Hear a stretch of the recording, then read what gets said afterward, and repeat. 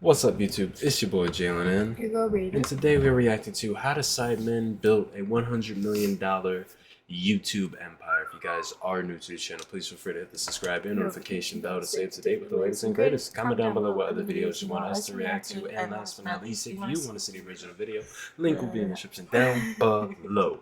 Let's get into this video. Hopefully you guys are having a good day or night, wherever you're watching this from. Yeah. In 2022, the Sidemen are international superstars. They're creative pioneers, lucrative businessmen, and the face of UK YouTube. But all this fame and acclaim starts with 7 lads in their bedrooms itching for an impossible future. It's a success story for the ages, but can it ever be done again? The inspirational journey is a decade in the making. Let's whiz through it. Simon and JJ knew each other in school, as did Toby and Josh. They hung out online for a while before inviting Time. So that's fine. Okay. Simon, Toby, JJ, Josh. Okay, yeah. Let's whiz through it. Okay. Simon and JJ knew each other in school, as did Toby and Josh. They hung out online for a while before inviting Ethan one day in 2013. Vic joined later that year, and the 6 of them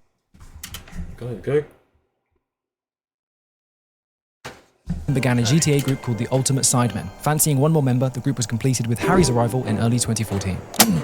All 7 were creating individually on their own channels before deciding to join forces. And thus, the Sidemen were born. So young. Their first year was a quick success. Their GTA videos found traction, and clearly the boys had stumbled upon something interesting. So much so that with their growing platforms, rising monetization, and flourishing friendship, they left their parents' homes and created the Sidemen house.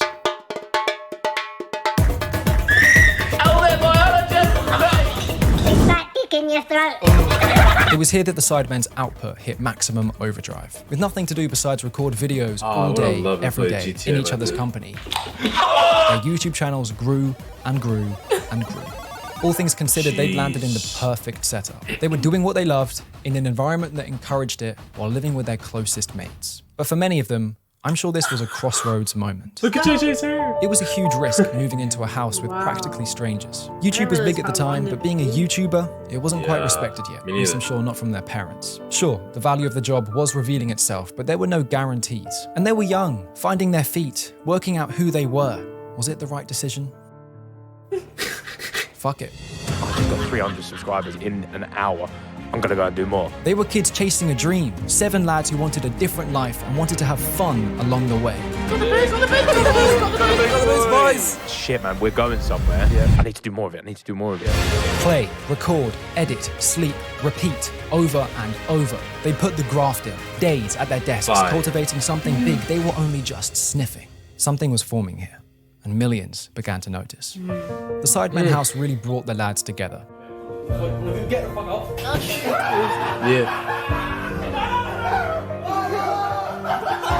As well as colleagues, they were truly best friends. They were each integral parts of the group. But a side effect of broadcasting your lives like the boys were is something interesting. We felt like a member too. It was intimate. When fans today say they grew up with the Sidemen, this is where it began. Can you come see this real quick?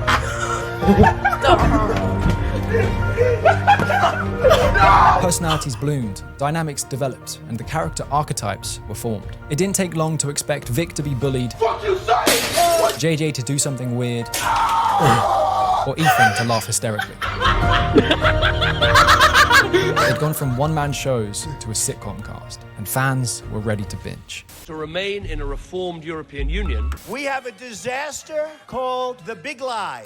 Champions of the world. The mid-2010s were the golden era of YouTube vlogging. Despite coming from backgrounds in gaming, the Sidemen were finding great success in their real-life content. Of course, YouTube was bustling with this stuff back then. Hello everyone, today I'm joined with all these YouTubers. We've got Zoe, Che, Casper, wherever he's, well there you are, and Alfie Davis. Joe Sugg and his creator friends reigned the platform for years. But many of these guys are nowhere to be seen in 2022. Asked why, Joe Sugg said, "My audience have all grown up, or the audience I had back then, they're all now in their 20s. The stuff that I knew how to make back then is not what they want to consume now as content." Which means one thing, they didn't adapt well enough. Not like the Sidemen. And welcome to the Sidemen channel. 2016 was a pivotal year for the Sidemen. It was time to expand, attempt new things. Their shared channel was born just in time for their first charity football match. An embrace here from the Sidemen. Mini Minter ripples the net. 100 grand you guys have made for the charities, which is fantastic. They tightened up their branding, hired the right people, and a decision was made to slowly phase out their gaming content in favor of their newer project, Sidemen Sunday. These videos, every Sunday, started modestly, with standard trends and ideas. It didn't take long, however, for those ideas to expand alongside a growing budget. These videos were the Sidemen really sensing their creative potential. The combination of adolescence and resource coalesced into highly captivating content. The Sidemen channel raked in millions of new fans, and larger corporations noticed. In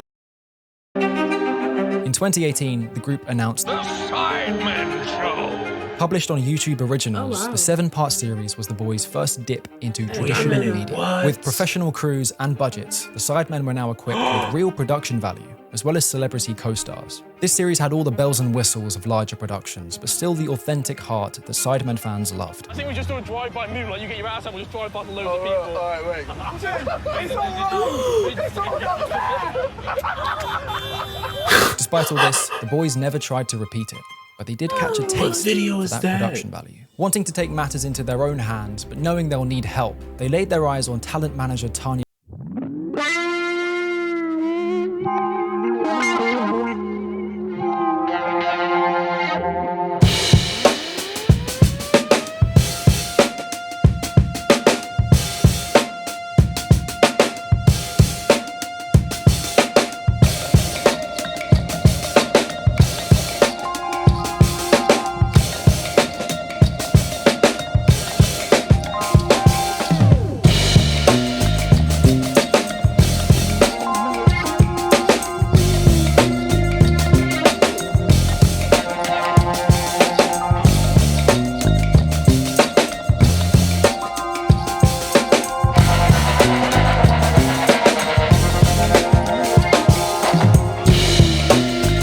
Regularity, alongside the boys' hunger to keep pushing, forced the Sidemen into the mainstream. This holiday video, in which the boys split up into a cheap and expensive group, went platinum. On paper, it's 2 hours of the lads abroad, but the views don't lie. This video is pure entertainment. Beneath the extensive planning and absorbing performances, there's an effective story here. Some real heartwarming moments. I'm happy right now. The Sidemen were now operating at their highest potential, which means they had a lot to lose. How could they ensure all of this success didn't start crumbling? The Sidemen are made up of more fame, money, and influence than they ever expected. They'd gone from gaming after school to having the world at their fingertips. It's a power shift sure to go to the heads of most, but the boys never forgot their roots. A system had to be put in place to keep each other grounded. Right, you sacrifice personal goals and achievements also for a group in achievement. And it's not because it's just like brand achievements, we're friends, right? The Sidemen are pretty clear about who's in charge. No one. They knew from day one that keeping it democratic would eliminate egos. With no leader, everyone has equal priority and responsibility. Every Sidemen Sunday you watch was assigned to a specific member whose job it was to organize and oversee the whole project. When a video is completed, it's tallied up on a spreadsheet next to the member who directed it. The goal is to rotate this assignment around, with responsibility being shared equally. But this is only half the system. How did the Sidemen eliminate tardiness? The card system is the group's way of ensuring accountability. And if you're 30 minutes late to a shoot, you get a yellow card. 2 lates and a red card. With the red card, a Sidemen Sunday you directed is now scrubbed off your tally. Why is this bad? Because now you're behind the rest of the group. And remember, the goal is for this tally to be equal amongst all of them. Next time a video is assigned, it has to go to you. If you have to sacrifice maybe like one thing that you can do at a later date for the benefit of 6 of your friends, you're gonna do it. If you get yellow cards, you have to put more work in then. The more you let the team down, the more work you do. This decision might be the key factor why the group is still so strong today. The group takes priority, and they've all recognized this. Their longevity is a result of discipline and selflessness. But it would be criminal to leave their team out of this. For years, the Sidemen boys were jack of all trades. You have to be when starting YouTube. This meant knowledge of sound, camera, marketing, distribution, design, and editing. But there's a crucial stage in every creator's growth where they have to leave that control behind. We have a couple people that are so essential to the whole operation now because they've come in and they've just put us first on a daily basis. And today, they have an expert team of specialists that help bring their dreams to reality. Dozens of employees that help on thumbnails all the way up to building businesses. They've recruited powerful people with talent and drive that helps complete the Sidemen puzzle. And in doing so, the group's job titles have evolved. I think the one thing that's very different about being a video creator is that to do it as a job, you have to become a distributor. As they've aged, qualities in management, supervision, and leadership have had to form. A spirit for enterprise emerged, and many successful business ventures are thanks to the behind-the-scenes help. Because of this rock-solid foundation and guidance, it's really hard to see the Sidemen slowing down anytime soon. You guys really could do Sidemen forever and have it maintain your lifestyle forever. I'm sure the Sidemen look back on their journey as a bit of a fever dream. They've accomplished so much, and every step is still there to be watched. Just 10 years ago, they were kids playing FIFA in their bedrooms. They didn't know their place in the world, what was destined for them. They just had the balls to imagine. It took creative thinking, an endless drive, and a whole lot of responsibility, but the Sidemen paved their own path. And as impossible as it seems now, I'm sure back then, they felt the same way. YouTube today might seem like an impenetrable fortress, like the stars are already established. But the world latched onto the Sidemen for who they were. You don't need $1 million or a dedicated team. Audiences want one thing, and that's you. Ultimately, the Sidemen proved one thing, that anything is possible if you just believe in it and do the fucking work. Wow. Damn. So he kind of went off, but he was being like super realistic. Yeah. So what? So when you say this was the realest video, like what do you mean by that? Like explain a little bit. Oh, sorry, y'all. Explain a little bit. I don't know. I just feel like we could relate. You think we could relate? Yeah, like I feel like we're doing our best. We could always do better. Right. But we're doing what we can to hustle and to make our, our living situation, just our lives better. So we gotta do whatever it takes, even if we're tired. Like I'm tired, but I'm still pushing through, making videos, and just really show you guys like us, and start to like grow a community type of thing. So. Right. Well, this is a real video.